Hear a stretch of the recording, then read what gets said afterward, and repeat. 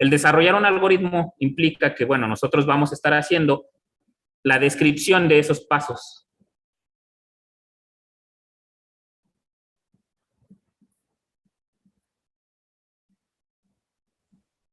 Podría ser como preparar un mecanismo o algo para que haga otra cosa,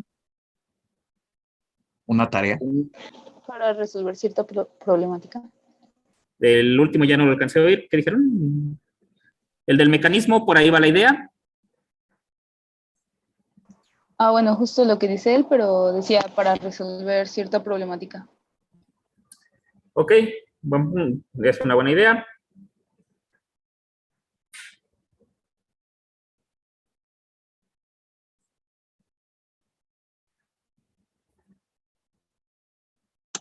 ¿Podría ser como secuencial?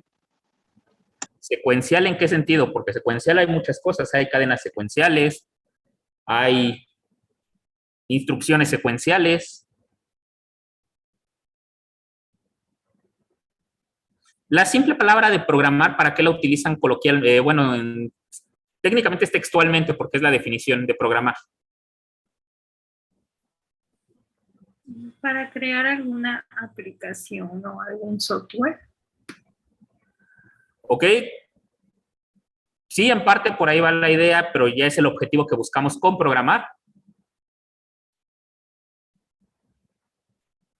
Por eso les digo, la palabra como tal, ¿para qué la utilizan ustedes? Bueno, suponiendo que es programado. ¿Para qué, perdón? Para repetir algún proceso sin necesidad de hacerlo una y otra vez. No tanto repetir un proceso, pero es para realizar como tal un proceso que nosotros tenemos, para indicar en qué momento se va a realizar dicho proceso. Cuando ustedes programan, por ejemplo, una cita en el médico, en cualquier lugar, para cualquier lugar, lo único que ustedes están mandando es planteando que posteriormente o están enfocando una fecha para decir cuándo se va a realizar ese proceso, ¿vale? Están dando indicaciones de en qué momento se va a realizar el proceso. Cuando programan ventas, algunos personas, sobre todo encargados de inventario o vendedores o situaciones así, cuando están programando sus ventas, están dando una organización a las actividades que van a realizar. Están dando una serie de instrucciones para realizar alguna actividad, como bien algunos de ustedes ya me han dicho. Programar para nosotros, ¿qué va a hacer? Programar no es otra cosa más que ¿cómo digo? Realizar, dar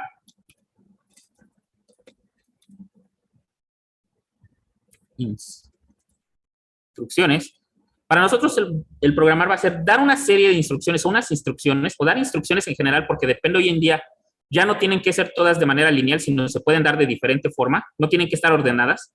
Dar instrucciones a un procesador para cumplir una acción, ¿vale? Nosotros vamos a estar dando una serie de instrucciones a un procesador. Ahorita veremos que es, aquí puse a un proceso y es un procesador.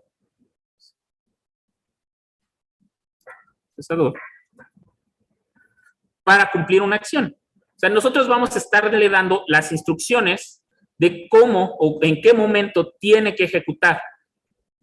Uno de sus compañeros comentaba la palabra de algoritmo. Ok, vamos a estar utilizando un algoritmo porque la técnica que vamos a utilizar de programación es programación lineal, ¿vale? Esto quiere decir que tenemos que dar una serie de pasos y explicarle al procesador cómo ejecutar esa serie de pasos, por lo que no puede haber ambigüedades en nuestros pasos.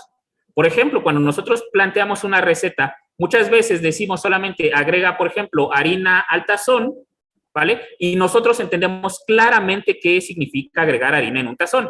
Tomas la harina, suponiendo que la bolsa ya está abierta, la vacías en el tazón.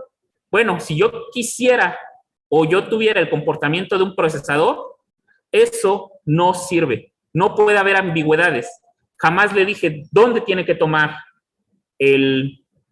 la harina, en qué momento tiene que tomar la harina, cómo tiene que levantar el brazo para poder agregar la harina, inclinar la bolsa para agregar la harina. Y si antes de todo eso se me pasaba, yo mismo estoy dejando ciertos pasos, comprobar si la bolsa de harina está abierta. Todo eso son cosas que nosotros damos por entendido, pero un procesador no lo va a hacer. Una computadora como tal no los puede dar por entendido. Y tenemos que dar todas estas instrucciones en una serie bien ordenada. No las podemos dar de manera ambigua, no las podemos dar sin ningún orden, si no la situación se nos va a complicar. Entonces, ese orden lo vamos a conocer como programación lineal. Voy a entrar en ello más adelante. Hoy en día tenemos lo que se conoce como programación en paralelo, que ahora igual se tiene que seguir una secuencia de pasos, pero podemos dividir esa secuencia de pasos para que varios procesadores ejecuten una parte de las instrucciones junto con que otro procesador a la par ejecute otra parte de las instrucciones. Eso es posible, pero no siempre. Y se le conoce como programación en paralelo, ¿vale? Y la programación en paralelo, bueno, es de las más costosas, de las que llegan a descomponer equipos bastante rápido, pero es de las que da más resultados. Y lamentablemente no todo proceso se puede paralelizar. Y sin mencionar que hoy en día también estamos enfocados, o se está enfocando la investigación en la computación cuántica, que no es más que una serie de estados por medio de probabilidad, ¿vale? Entonces, primero que nada, ¿qué vamos a ver nosotros? Pues estamos hablando de que programar es dar una serie de instrucciones a un procesador para cumplir una acción. De ese enunciado, ¿qué palabra sale a relucir que a la mayoría tal vez no puede entender, o que la mayoría no conoce, o que a fondo, para ser más precisos? Procesador. Exactamente. ¿Qué es un procesador? O a los, ¿qué les da la idea de procesador?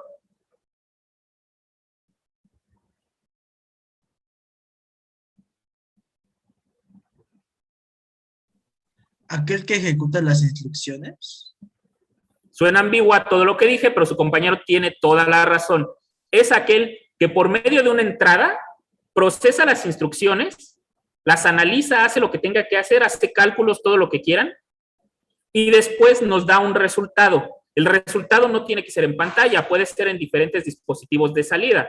Puede ser en un proyector, puede ser en una propia luz o en un propio LED del gabinete, puede ser incluso alguna de las luces si es que tienen algún dispositivo con luces, puede ser de la cámara puede sacar sonido. Tenemos diferentes formas de salida, pero el procesador lo que se encarga, justamente, valga la redundancia de la palabra, en procesar toda la información que nosotros le estemos mandando continuamente, ¿vale? Por eso se le conoce como unidad central de procesamiento, que en inglés es CPU. Sin ella no podemos hacer nada. Es el que va a entender todo lo que nosotros estemos escribiendo o todos los datos que le estemos mandando. Es la parte primordial de una computadora, pero por sí sola no puede funcionar, ¿vale? Entonces, déjenme ver aquí. ¿Qué compone a una computadora como tal? Miren. Una computadora como tal se compone principalmente de 3 partes. 2 de ellas contenidas en una, ya de manera física, aunque hoy en día no es tan necesario, se pueden hacer conectores diferentes, ¿vale? Una la conocemos ya, la acabo de mencionar, es el CPU. La otra es una unidad de memoria, de momento le voy a llamar RAM. No tiene por qué ser memoria RAM, solamente necesitamos una unidad de memoria, pero le llamamos RAM o memoria volátil, porque esta en el momento en que nosotros apaguemos la computadora se borra. No es necesario, pero al menos necesitamos una memoria volátil para poder tener una computadora. Y lo último es cómo van a con qué van a interactuar estas dos. Estas dos siempre van a estar interactuando. El procesador o CPU y la memoria RAM siempre tienen que estar en completa comunicación. Para nosotros mandarle información al procesador que tenga sentido para hacer sus actividades o para procesar, para que empiece a trabajar, necesitamos mandar la información y llevarla a la memoria RAM para que el procesador tenga un lugar de donde sacarla. Es como ustedes, por ejemplo, con una bolsa de canicas. Si van a jugar canicas, necesitan tener la bolsa para guardar las canicas y utilizarlas en el momento que las requieran. El procesador no la puede tener todas a la mano, todas en sí adentro. Aunque hoy en día las computadoras, aparte de la memoria RAM, tienen una pequeña memoria que se conoce como memoria caché, que para programación de altas velocidades, programación de alto rendimiento, que sería la palabra correcta, es necesario entender cómo funciona esta. Esta la pongo en otro color porque no es esencial, pero hoy en día se ocupa bastante. Esta pequeña cosa se le conoce como memoria caché.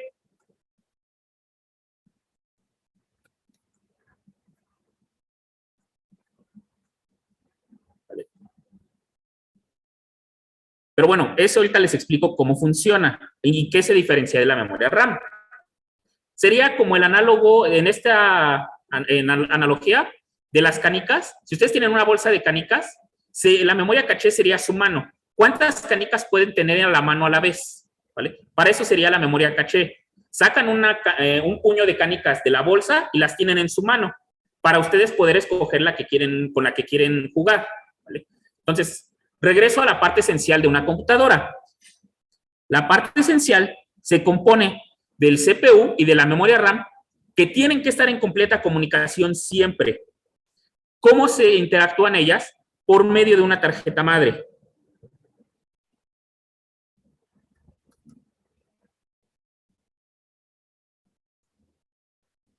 Tarjeta madre, motherboard. Si ustedes han visto en electrónica, han visto unas pequeñas tablas con agujeritos. De hecho, lo más seguro es que las vean el siguiente semestre en electromagnetismo en el laboratorio de física 3, si es que hay acceso a los laboratorios, y los que van a física en los laboratorios de electrónica, que se les conoce como protoboards. Esas pequeñas tablas son las que generan la comunicación entre diferentes dispositivos, son las que permiten el envío de corriente. Al final nosotros toda la comunicación se traduce a envío de carga, ¿vale? De corriente eléctrica. Todo en la tarjeta madre pasa por ahí. Y entonces, a partir de eso, se pueden comunicar tanto el CPU como la memoria RAM. Los pequeños canales de cobre, si es que han visto una tarjeta madre, tiene unos pequeños canales de cobre que hoy en día no creo que se vean en las tarjetas de madre actuales porque vienen aislados, pero pueden ver unas pequeñas líneas de comunicación que resaltan bastante cuando las ven. Miren, déjenme ver, aquí, abrir Chrome.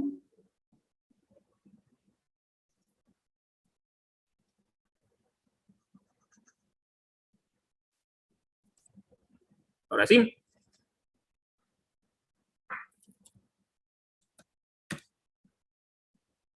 Déjenme buscar, lo escribí mal.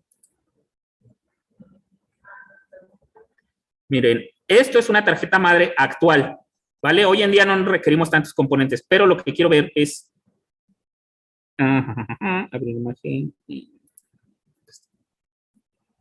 A ver si se logra ver. No, la imagen está en muy baja resolución. Permítanme. ¿Dónde está?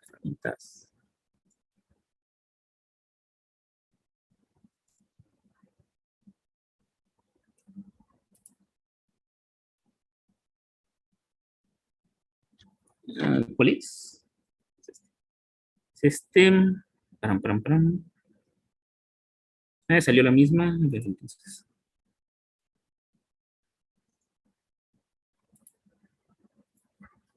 Ahora sí ya se ve con mayor resolución. Déjenme ver si en estas se ven las líneas de comunicación. Aquí se ven. Bueno, rayos, no activé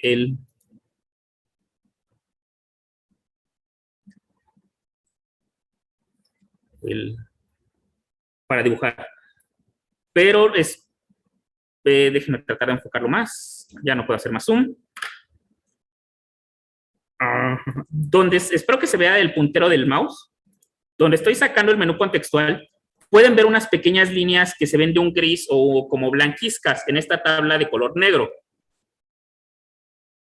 Esas pequeñas líneas son líneas de comunicación por donde se transfiere toda la carga que nosotros estamos enviando cada vez que se comunican el procesador y la memoria RAM. A esas pequeñas líneas les conocemos como bus.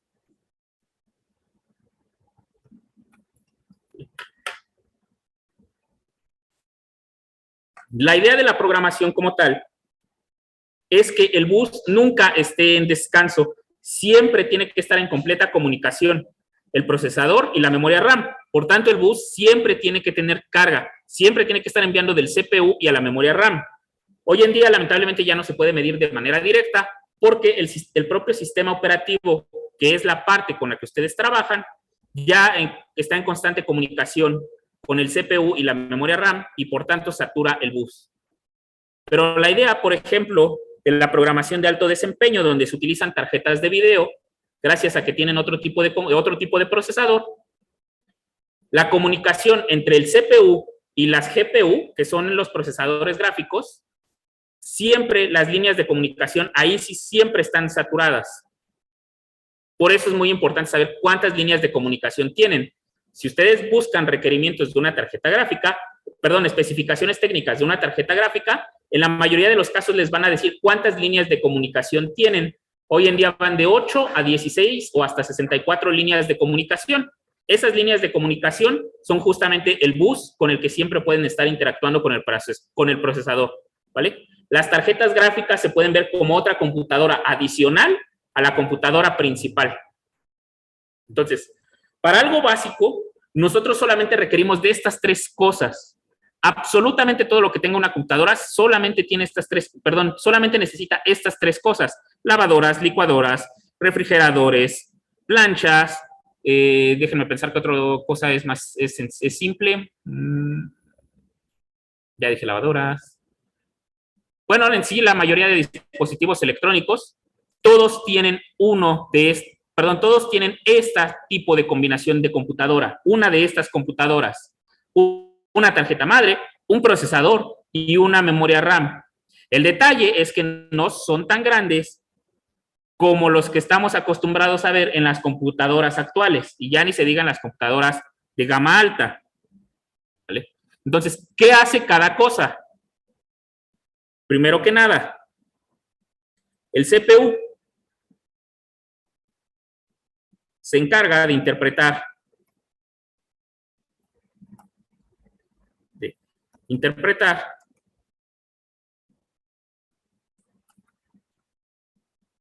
instrucciones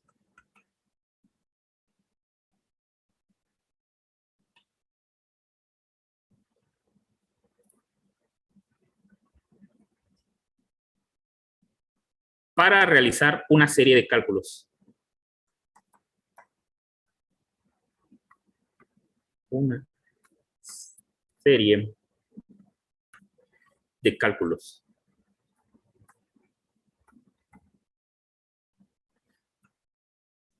O sea que el procesador al final no es más que una calculadora, ¿vale?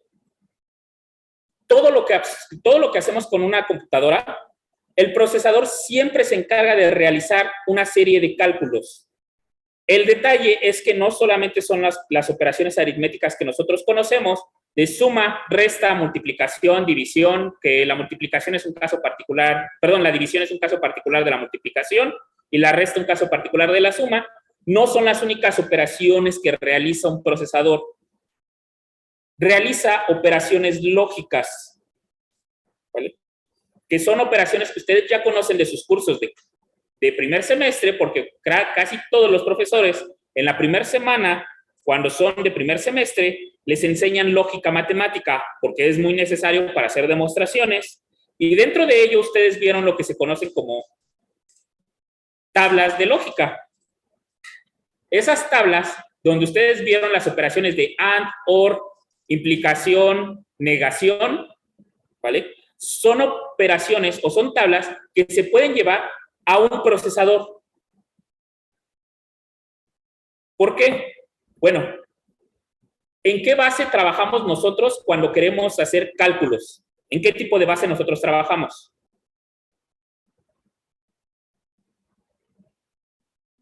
decimal. Exactamente, trabajamos en base decimal o base 10. Por lo tanto, tenemos 9 símbolos, bueno, 10 símbolos si cuento el 0, siempre se me olvida. 10 símbolos para poder representar cantidades o para poder realizar operaciones. La mayoría de esas operaciones son muy bien especificadas, pero una computadora, el trabajar con 10 elementos es demasiado complicado. Es pérdida de recursos. También lo vamos a ver.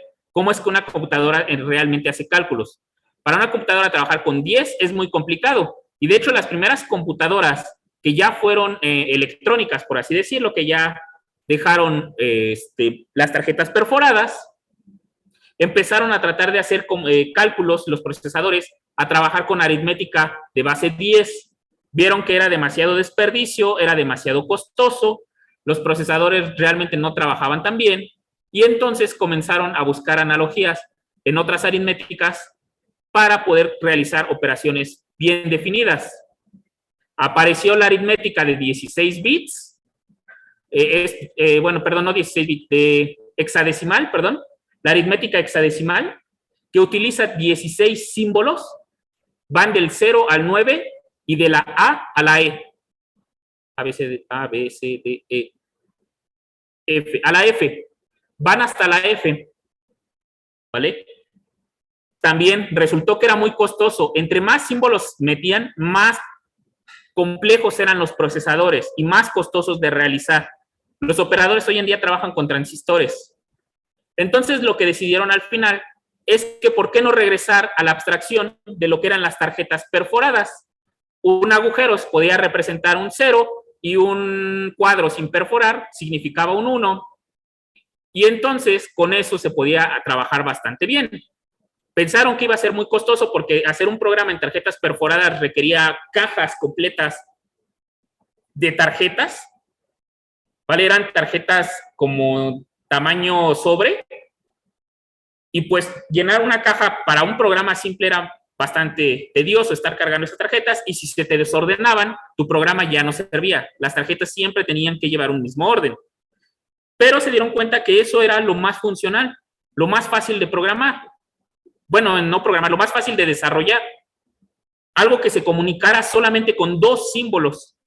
Y entonces se decide trabajar con aritmética binaria. La aritmética binaria de base 2 es aquella que solamente trabaja con 0 y 1. Y lo mejor de todo es que no solamente hay suma o multiplicación como operaciones. Podemos definir otras operaciones lógicas como AND, OR, XOR. El XOR, bueno, es el O exclusivo.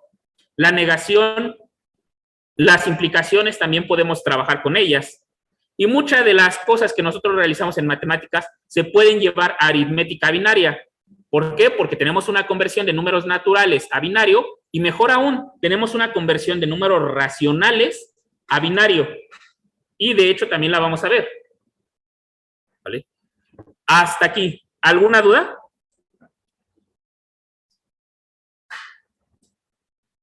No, profe. No, profesor. Ok.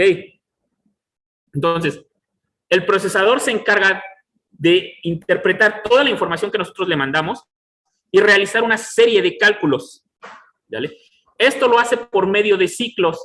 En cada ciclo que hace, en cada ciclo que recorre la carga el procesador, se realiza un cálculo. ¿Vale? Por eso, cuando ustedes ven las especificaciones de un procesador, se pueden dar cuenta que una de los detalles que dice es velocidad del reloj. Esto tiene que ver con que realmente cuando nosotros transferimos carga, estamos transfiriendo ondas. ¿Vale? Eso lo van a ver en el electromagnetismo. La transferencia realmente de electrones se hace por su forma de onda, no por su forma de partícula. No transferimos partículas, transferimos ondas al final del día, o sea, señales. Entonces, cuando el procesador está trabajando, empiezan a circular todas esas señales como pulsos por todos los transistores del procesador, por todo el recorrido del procesador, y al final cumplen una vuelta o un ciclo. En este ciclo se realiza una operación que nosotros hayamos indicado. Cuando ustedes leen que un procesador tiene, por ejemplo, 1 Hz de velocidad, no existe un procesador de 1 Hz, pero entiéndase a lo que quiero llegar, es que puede realizar una operación por segundo. Los procesadores actuales de sobremesa o de personales tienen velocidades de al menos 3.4 GHz, me parece que es lo mínimo que tienen los procesadores del año pasado, 3.4, que son gigahertz. Si ustedes recuerdan, los prefijos que vieron en física es 3.4 por 10 a la 9. O sea que nuestro procesador puede hacer al menos 3.4 por 10 a la 9 operaciones por segundo. Toda esa cantidad de operaciones son bastante rápidas, son mucho más operaciones de las que nosotros podemos desarrollar en nuestra mente. Por eso un procesador es mucho más rápido para hacer cálculos que nosotros, ¿vale? Y con esas tenemos que estar trabajando. El problema es que enviar esos pulsos implican aumento de temperatura. Y a mayor cantidad de pulsos, a mayor frecuencia, mayor va a ser la temperatura. Por eso existe lo que se conoce como overclock, que es rebasar ese límite que establecen los fabricantes para aumentar la frecuencia del reloj y que llegue, por ejemplo, hasta 6 GHz por segundo. Esto quiere decir que podemos hacer 6 por 10 a la 9 operaciones por segundo. Pero requieren demasiada, que el procesador se caliente demasiado. E incluso para llegar a eso se necesita refrigeración por medio de nitrógeno. ¿Vale? Entonces, así trabaja un procesador, por medio de pulsaciones, que son esa frecuencia que ustedes ven en las especificaciones, es la cantidad de operaciones que puede realizar un procesador por segundo. Las laptops, por eso, están restringidas a 2.2, 2.4 en promedio, gigahertz por segundo. Porque si los aumentamos la frecuencia, se van a calentar demasiado y la ventilación en una laptop es demasiado austera. Entonces, ya entendiendo cómo funciona el procesador, permítanme, aquí estamos. Vamos a ver qué es la memoria RAM. Aunque esto de memoria RAM no es necesario, pero sí la mayoría de computadoras hacen esto. La memoria RAM es una unidad de memoria volátil.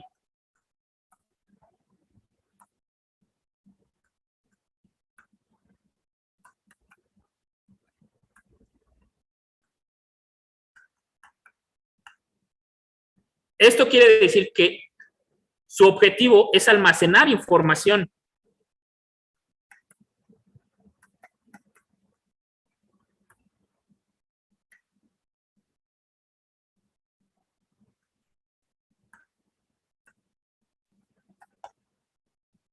Su objetivo como tal es almacenar esa información a nivel de carga, ¿vale? Igual son valores de carga los que llega a almacenar. Lo podemos ver como capacitores también. Los capacitores se encargan eso en dispositivos eléctricos. O las baterías también son un gran ejemplo. Solamente que aquí se utilizan otros métodos, ¿vale? ¿Por qué es volátil las memorias RAM? Porque en el momento que nosotros apagamos el dispositivo o le dejamos de transferir carga, se borra toda la información que teníamos almacenada.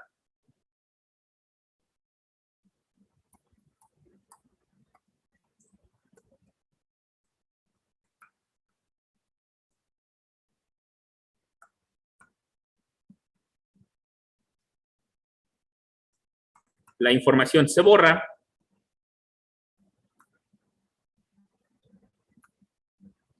al apagar la computadora.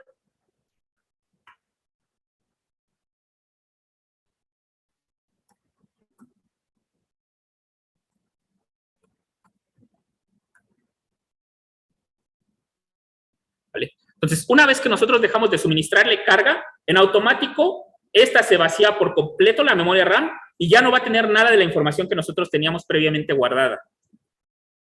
¿Vale?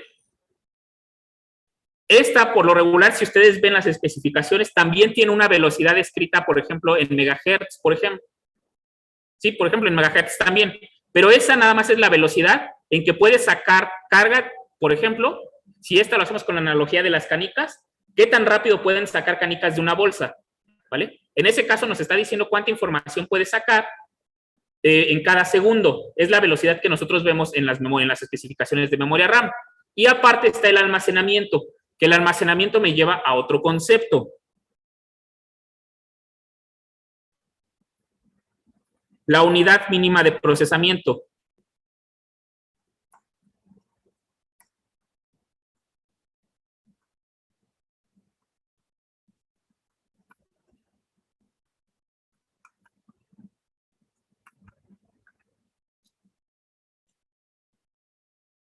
Si les estoy diciendo que todo esto se puede ver a nivel de cargas eléctricas, ¿cuántos estados puede tener una carga eléctrica?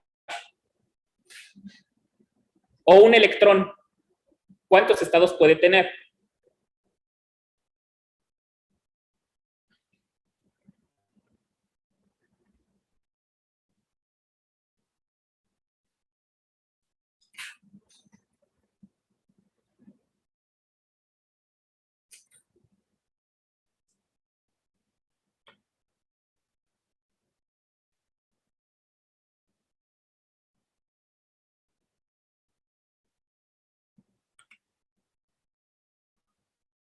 O bueno, les cambio la idea. Si les estoy diciendo que el procesador se encarga de realizar cálculos en binario, ¿cuántos valores creen que solamente pueda procesar una computadora? 2. Dos, ¿no? Exactamente. La unidad mínima de procesamiento de una computadora se le llama bit.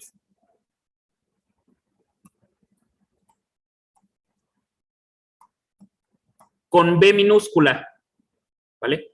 Es bit. Y solamente manifiesta dos estados.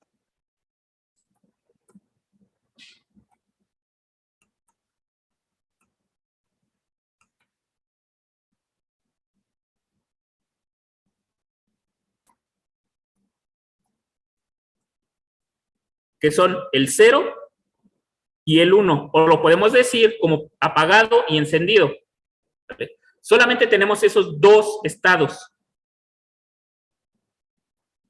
Ustedes frecuentemente han visto que se manipula parte de la información que les quieren llegar a vender las compañías de telecomunicaciones. ¿A qué me refiero con esto?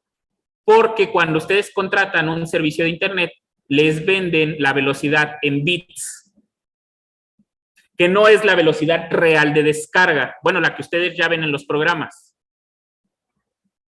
El bit como tal solamente tiene el valor de 0 y 1 y podemos hacer arreglos de ellos, lo que se conoce como palabras. Después vamos a ver qué es una palabra bien, pero vamos a ver un arreglo de bits. ¿Vale? Cuando contratan internet, les ofrecen, por ejemplo, 100 megabits por segundo. Esto quiere decir que se van a descargar 100 por 10 a la 6 bits por segundo. O sea, 100 elementos que su único valor puede ser 0 o 1. ¿Vale? 100 por 10 a la 6, perdón. Elementos que su valor puede ser 0 o 1. Eso es lo que ustedes contratan. Pero todavía hay que hacer una conversión para hallar la velocidad real de descarga.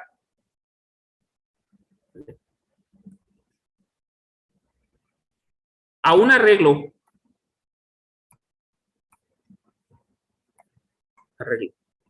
de 8 bits,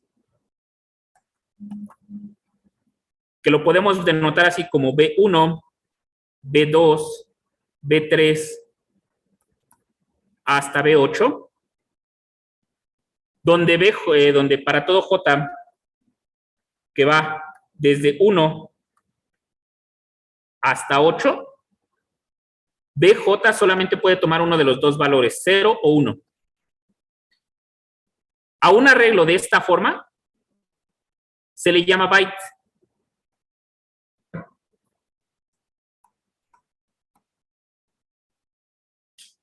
Y por lo regular ese es con B mayúscula.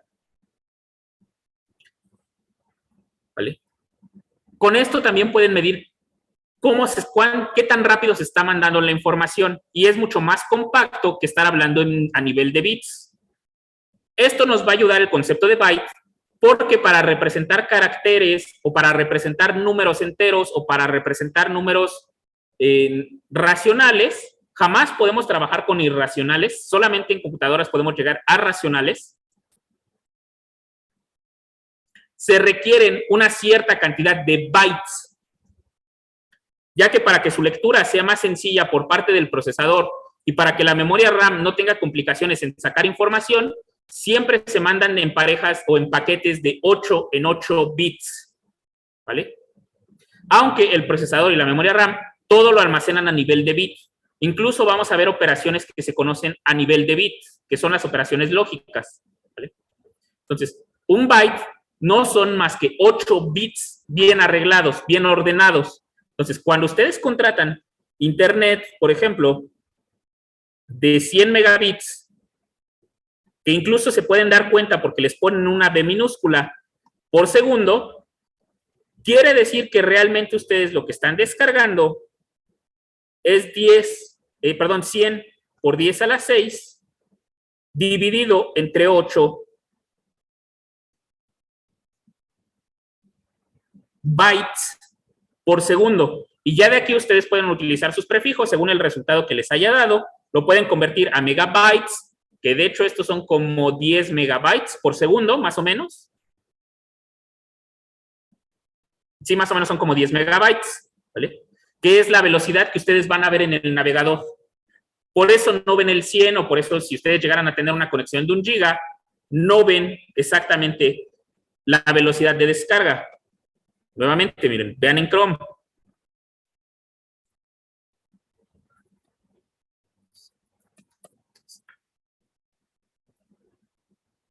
Si yo mido la velocidad actual de descarga, esta se me va a mostrar en mega... sí, se me olvidó que estoy en... Déjenme ver si logro hacer que la corran. Ahí está. No, no me va a dejar. Cuando ustedes miden la velocidad de descarga, creo que ya sé dónde. A ver. El sistema.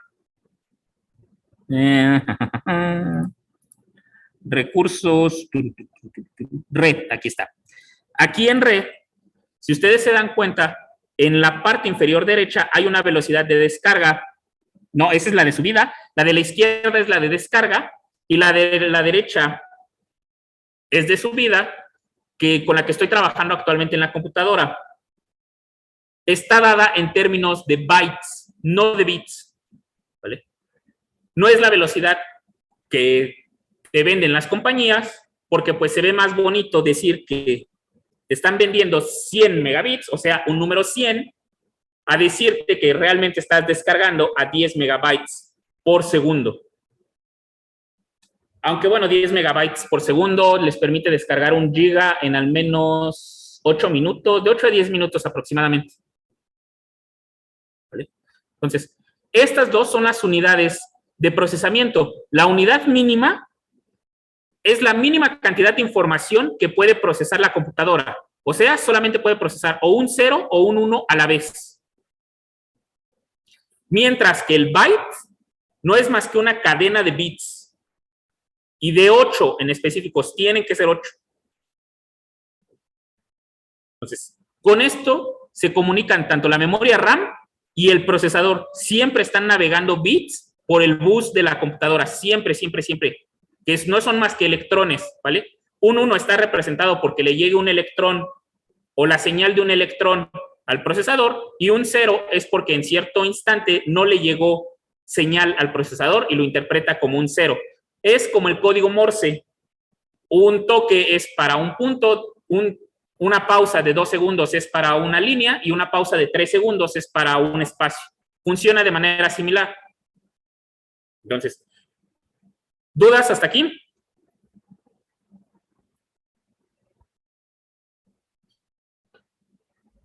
No, profe. Ok, entonces, otra cosa. Decimos que la memoria RAM es volátil. Nosotros ya no trabajamos con memorias volátiles porque afortunadamente surgió una manera de almacenar los valores de carga.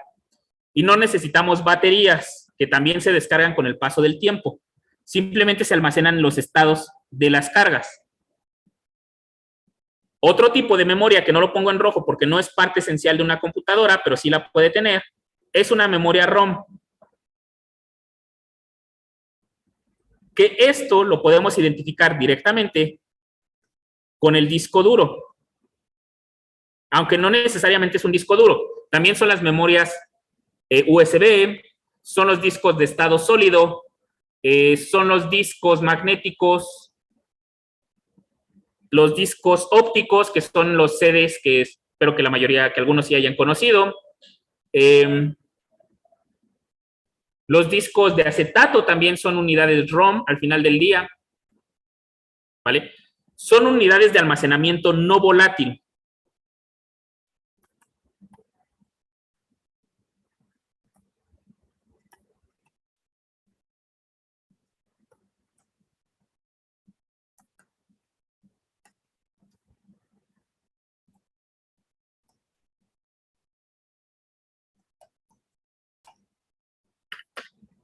Estas unidades nos permiten guardar el estado en que estaba la computadora previo a que la apaguemos. Nos permiten realizar esa tarea, ya que no se van a borrar una vez que nosotros les dejemos de suministrar carga, aunque hay algunos que sí lo hacen, y por eso la tarjeta madre incluye unas pequeñas baterías que les suministran una poca o una mínima cantidad de energía para que no se borren, ¿vale? Aunque eso los convertiría en memorias volátiles. Pero bueno, hoy en día no es necesario. Ustedes lo pueden ver en las memorias flash o en las memorias USB. No requieren tener una alimentación de carga constante. Es más, los discos de estado sólido, que es con los discos, con el tipo de discos duros con que se trabaja hoy en día, si nosotros les suministráramos carga de manera constante, pues estos se dañarían muy rápido, ¿vale? Los discos duros de estado sólido no están para soportar esas cargas de trabajo, por eso no son tan óptimos para la computación de alto rendimiento, porque se descomponen fácilmente. No quiero decir que no tengan discos de estado sólido, sino que se descomponen si nosotros suministramos carga de manera constante. Por ejemplo, en variaciones de voltaje sí puede que se descompongan muy rápido. Si ustedes en su casa tienen problemas de electricidad donde se va la luz frecuentemente, no les recomendaría jamás tener un disco de estado sólido, porque se pueden dañar muy fácil, ¿vale? Pero bueno, la memoria ROM lo que nos permite es almacenar la información sin necesidad de suministrarle carga. Como les digo, no es parte esencial de la computadora, pero hoy en día la mayoría de aparatos tienen una memoria ROM porque las personas quieren guardar ciertas configuraciones de sus dispositivos, sean teléfonos, incluso sean licuadoras, sean refrigeradores o lavadoras, y las quieren guardar de alguna manera para ya no tenerlas que estar volviendo a colocar cada vez que encienden el dispositivo. Entonces, tenemos la memoria ROM. Con esta también vamos a estar trabajando porque posteriormente, en una parte del curso, vamos a empezar a trabajar con archivos y los archivos van a estar almacenados en algún dispositivo de tipo ROM, ¿vale? No volátil, para ser más específico, más técnico. ¿Qué otra parte me falta? Memoria ROM. Vale, esto ya es... Lo esencial es esto de acá arriba. CPU, RAM y tarjeta madre. Y, por cierto, se me estaba olvidando mencionar, ¿qué hace la tarjeta madre? Bueno, la tarjeta madre...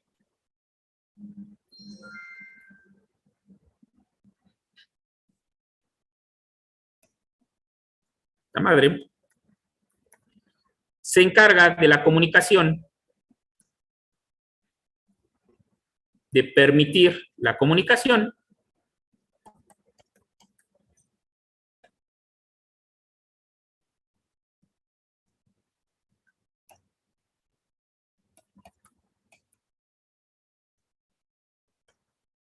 entre los diversos dispositivos.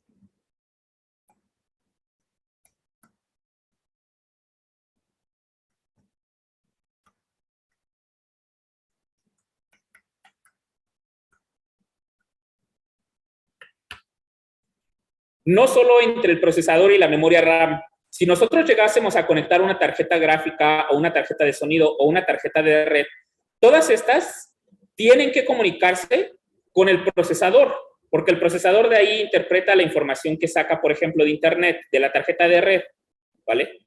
Del sonido lo procesa para devolvernos una señal que la manda a las bocinas o a los audífonos que nosotros podemos escuchar claramente. Entonces, todas esas comunicaciones se encarga la tarjeta madre. Por eso es la parte más importante de una computadora. Si ustedes no tienen una tarjeta madre, no tiene sentido que tengan un procesador y una memoria RAM porque no pueden hacer que se comuniquen. Necesitan sí o sí una tarjeta madre. De hecho, es la parte más importante. Y digo importante hoy en día porque algunas tarjetas madre ya incluyen un procesador o un pequeño procesador. No se compara con las capacidades de un procesador externo, pero ya incluyen un pequeño procesador y entonces puede sobrevivir sin el procesador. Pero lo ideal es siempre tener un procesador independiente a la tarjeta madre, una memoria RAM independiente a la tarjeta madre, en el sentido que cuando nosotros queramos actualizar nuestra computadora, simplemente tengamos que quitar el viejo procesador o la vieja memoria y volver a poner otro en la tarjeta madre.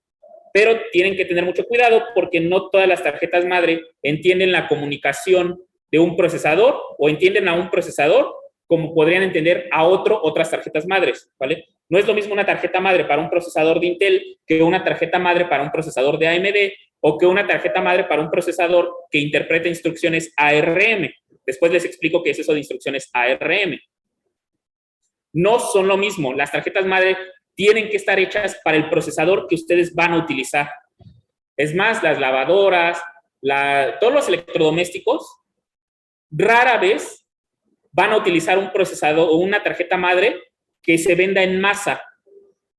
Siempre por lo regular mandan a fabricar sus tarjetas madre con otros fabricantes. Y aunque no lo crean, todavía existe IBM y en uno de sus trabajos, que no sea investigación y que nada más sea para obtener ganancias económicas, se encarga de trabajar con compañías de electrónicos en general, radios, televisiones, todo eso, y se encarga de diseñarle tarjetas madre y procesadores de baja capacidad, que son procesadores muy baratos, pero que sus capacidades de cálculo son muy pequeñas, pero sirven para simplemente activar dispositivos. Cuando ustedes aprietan el botón de una licuadora, le mandan una señal a un procesador y este procesador comienza a decirle a las aspas de una licuadora cuántas revoluciones tienen que girar, cómo tienen que girar incluso, y en qué sentido tienen que girar, ¿vale? O sea, sí hay un procesador de antemano.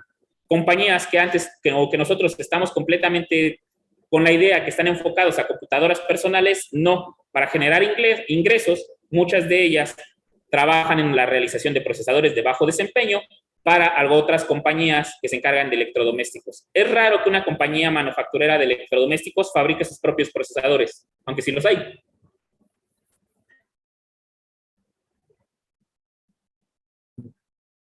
Entonces, la tarjeta madre se encarga de la comunicación que nosotros queremos.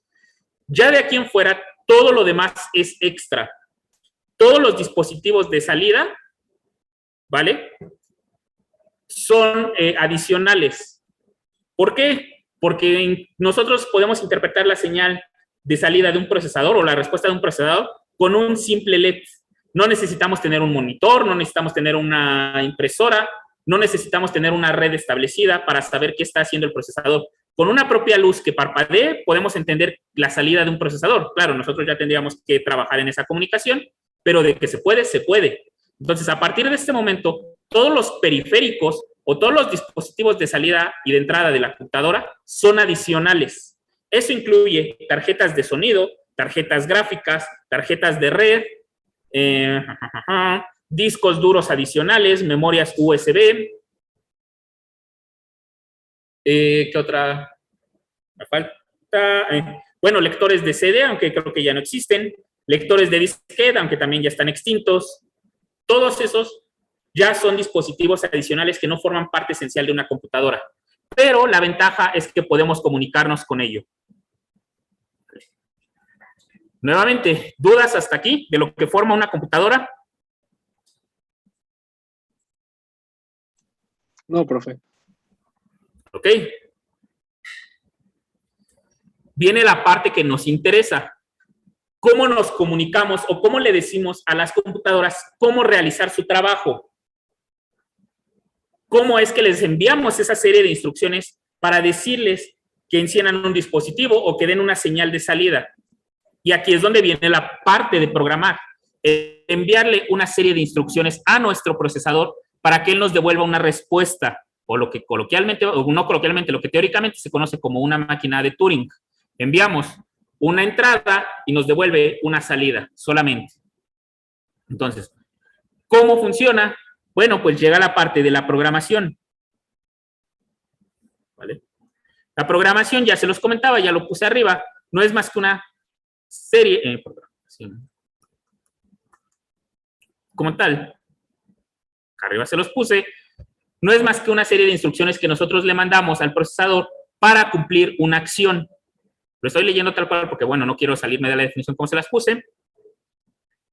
Nosotros no tenemos un lenguaje para comunicarnos, que puede ser español, inglés, francés, lo que quieran. No importa el idioma o dialecto que ustedes utilicen, tenemos una forma de comunicarnos, señas, etcétera. Pero ¿cómo nos comunicamos con el procesador? Bueno, para nosotros, en lo que hacemos en la programación, en un modelo básico, solamente es escribir lo que se conoce como código fuente,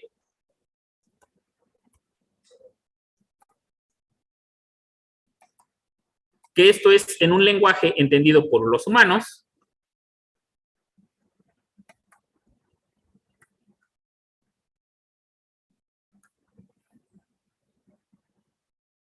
Escribimos un código fuente, después este se tiene que compilar, pasa a un compilador.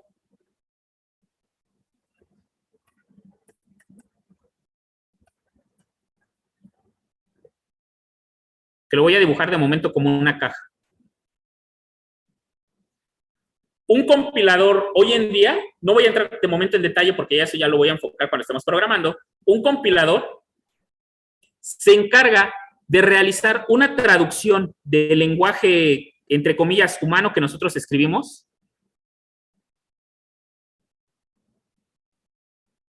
Permítanme.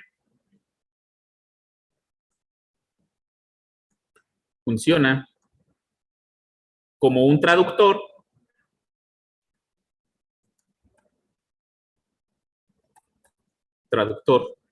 a lenguaje máquina.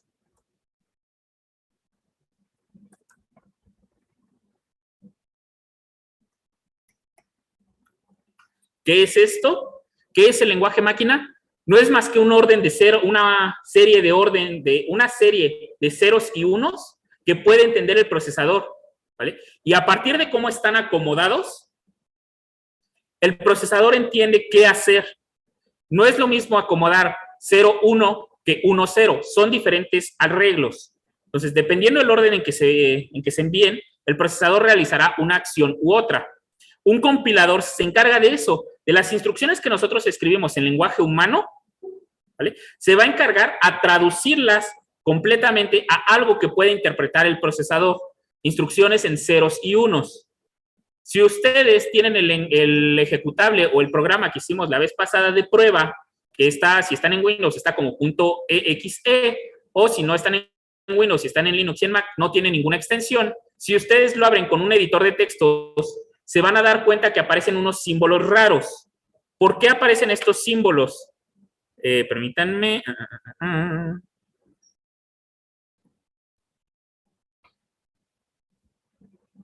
Déjenme ver.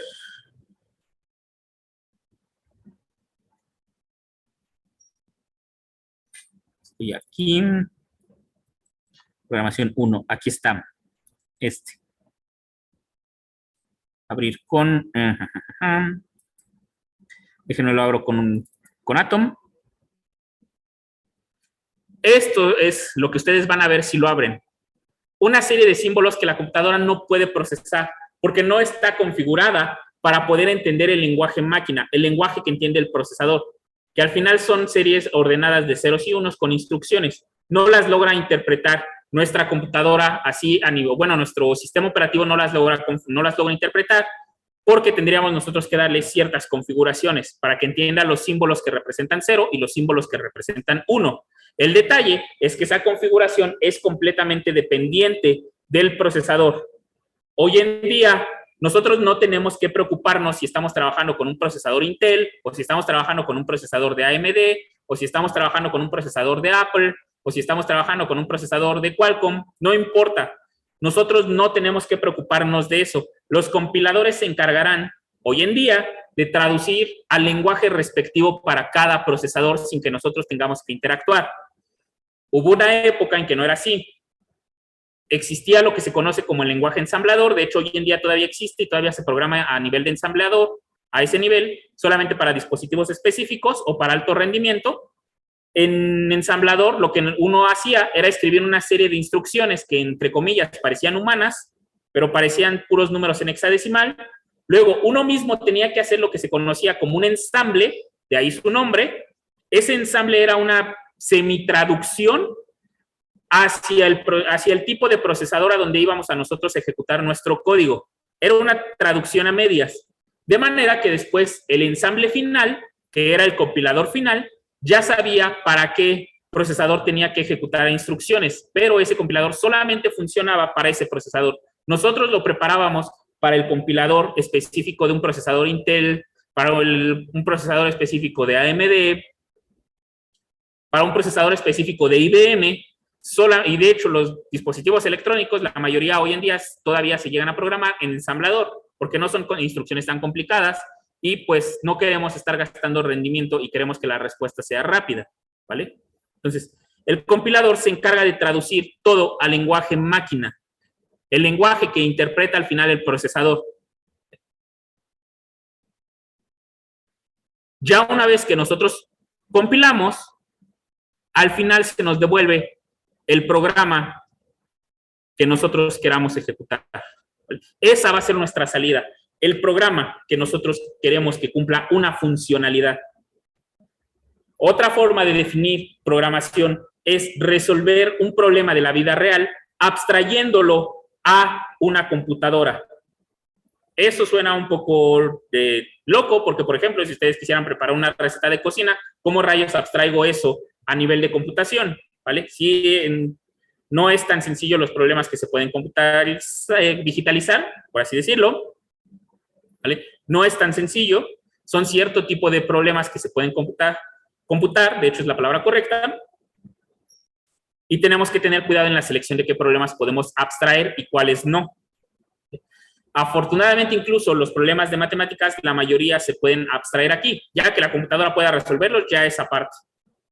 Pero se pueden abstraer. Lo que ustedes conocen como unión de conjuntos, intersección de conjuntos, diferencia de conjuntos, todas esas operaciones de conjuntos se pueden realizar de alguna manera en computación. Es más, ¿podemos realizar una computadora que haga demostraciones? Sí, sí es posible. ¿Vale? Sí es posible siempre y cuando le asignemos símbolos a cada cosa o números a cada cosa y lo interpretemos después al lenguaje máquina. Pero no es nada fácil. Entonces, programar para nosotros no va a ser más que dar las instrucciones por medio de código fuente, compilarlo o traducirlo, porque sí va a haber una diferencia entre decir compilar y traducir, y justamente ustedes escogieron buenos lenguajes para entender esa diferencia. C++ va a compilar y Python va a traducir. Esto después lo vamos a ver, que compilar es como si nosotros contratáramos un traductor externo, le mandáramos una carta a ese traductor y él nos devolviera otra carta ya con la traducción, ¿vale? Nosotros tuvimos que escribir una parte intermedia, pero Python no. Python, que es traducido o interpretado, que sería lo correcto, es como cuando ustedes ven en la televisión que hay un intérprete, por ejemplo, en el lenguaje de señas mexicano, cuando hay eventos importantes, en una parte van a ver a una persona que en el momento en que está escuchando lo que dice el expositor, está haciendo la traducción directa al lenguaje de señas. Por ejemplo, lo hace en tiempo real. Así pasa Python. La persona que se encarga de la interpretación en la conferencia escucha una palabra y esa palabra en ese momento la trata de traducir. De hecho, no es una palabra, es una oración a las que están escuchando y las traducen, ¿vale? Lo mismo hace Python. Lee una instrucción y en ese momento la traduce y la ejecuta, ¿vale? La desventaja de esto es que tarda mucho tiempo en lo que Python está leyendo las instrucciones que nosotros le mandamos y luego el tiempo que se tarda en traducir. Y un lenguaje compilado o un programa compilado, ya está la traducción hecha. Cada vez que nosotros ejecutamos, ya no hay ninguna lectura. y ni siquiera ya no hay traducción, ya lo está leyendo directamente en lenguaje máquina, ¿vale? Entonces, ¿dudas hasta aquí?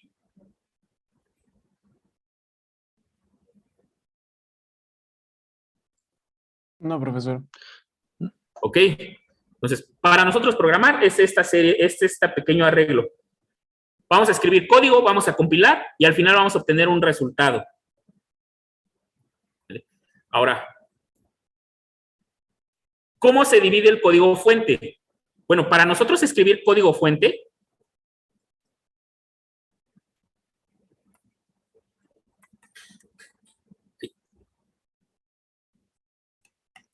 requerimos de un lenguaje que se parece al humano, que nosotros podamos entender. ¿Vale? O sea que este requiere un lenguaje de programación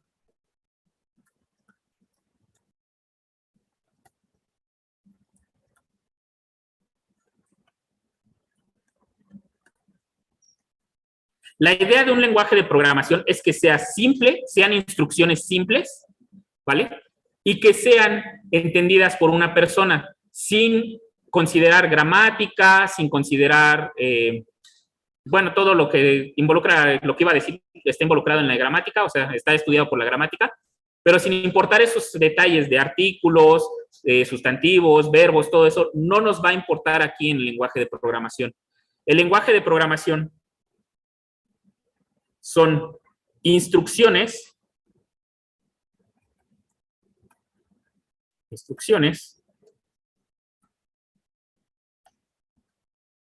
que puede entender un humano.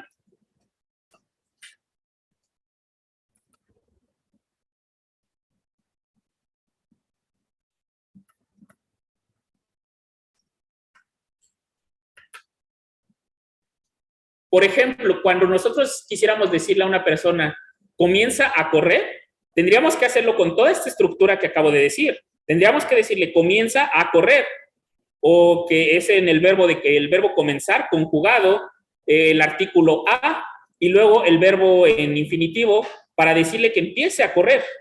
La idea del lenguaje de programación es que toda esa oración sea simple, que baste, por ejemplo, con que nosotros le digamos correr, y él ya entienda qué es lo que tiene que hacer. Esa es la ventaja de los lenguajes de programación, que se entienda qué queremos hacer sin necesidad de entrar a fondo en contextos gramaticales, ¿vale? No necesitamos esa parte, necesitamos solamente entender de manera simple lo que queremos realizar. Por eso los lenguajes de programación tienen palabras reservadas, que no son más que instrucciones que ya están predefinidas en el lenguaje, ¿vale? Dentro de los lenguajes de programación,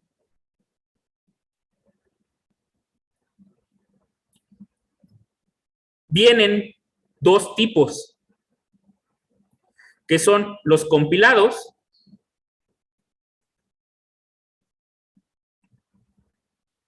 y luego que son los interpretados, que es lo que les comentaba entre C++ y Python, la diferencia que iba a escribir Python, interpretados.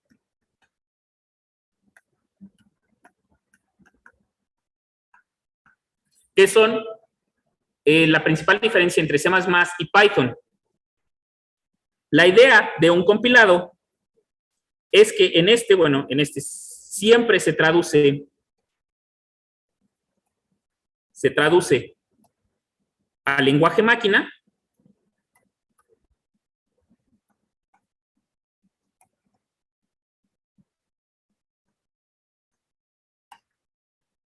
una sola vez.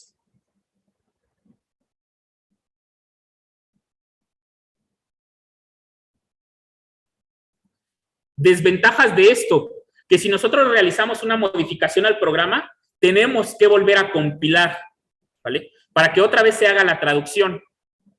Ventajas de los lenguajes compilados, bueno, lo voy a poner aquí como ventajas y desventajas.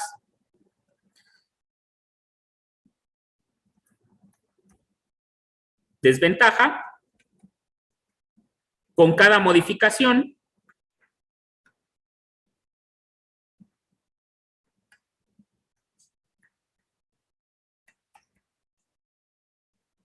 se debe volver a compilar.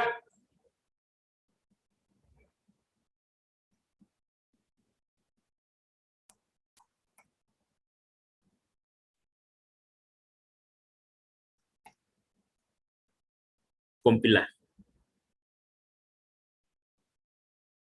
La ventaja es que el programa obtenido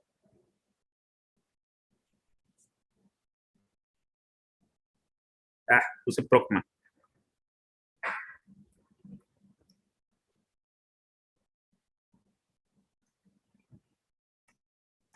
Obtenido es más rápido de ejecutar.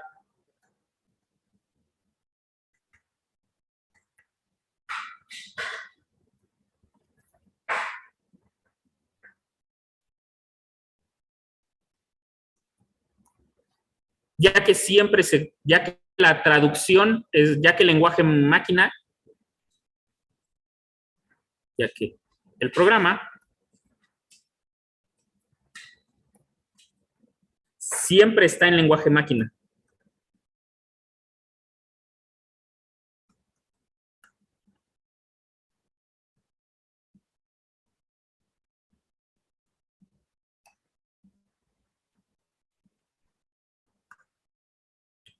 ¿Vale?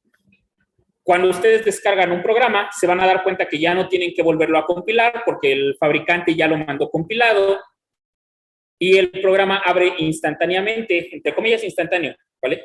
Pero si fuese interpretado este programa, créanme que la velocidad de ejecución o la velocidad en que tarden en abrir o realizar las acciones que ustedes quieren hacer serían demasiado tardadas. Es más, imaginarse Word, por ejemplo, en un lenguaje interpretado, sería muy tardado, sería muy lento, ¿vale? Cuando ustedes cambiaran de herramienta, se tardaría demasiado en realizar el cambio. Por eso es que ya viene compilado la mayoría de programas que consumen bastantes recursos, para ahorrar tiempo en la ejecución. Por lo regular se prefieren, en computación de alto desempeño, se prefieren lenguajes compilados a lenguajes interpretados. Y es curioso, porque eso ahorraría mucho tiempo en el análisis de datos, pero en la mayoría de casos de análisis de datos se utilizan lenguajes interpretados como Python, R, hoy en día también se utiliza JavaScript, no sé a quién se le ocurrió esa idea, pero bueno, también se utiliza JavaScript. Se llega a utilizar, bueno, Octave no, déjenme recordar qué otro lenguaje. Ada todavía también se llega a ocupar, COBOL ya tampoco. Pero bueno, hay diferentes lenguajes interpretados que se llegan a ocupar en el análisis de datos, pero realmente son muy lentos. ¿Por qué se prefieren utilizar esto? Porque el tiempo de desarrollo para lenguajes interpretados es más rápido. Porque no hay que compilar no hay que estar compilando a cada rato con cada modificación y el desarrollo es mucho más rápido. Pero en su tiempo de ejecución es muy, muy lento. Ustedes pueden ver en análisis de datos para empresas, por lo regular se utiliza Python, que es interpretado, pero por ejemplo, en los laboratorios se utilizan por lo regular lenguajes como Fortran, C, C++, porque son compilados y la cantidad de información que tienen que estar enviando constantemente es demasiada. Y estarse esperando al intérprete sería muy tardado. ¿Vale? El volumen de datos comparado con el de una empresa, aunque no parezca, es mayor en investigación científica que en empresas. Y aunque sean empresas como Amazon, ¿vale? El volumen de datos es poco. Entonces, ¿hasta aquí hay alguna duda?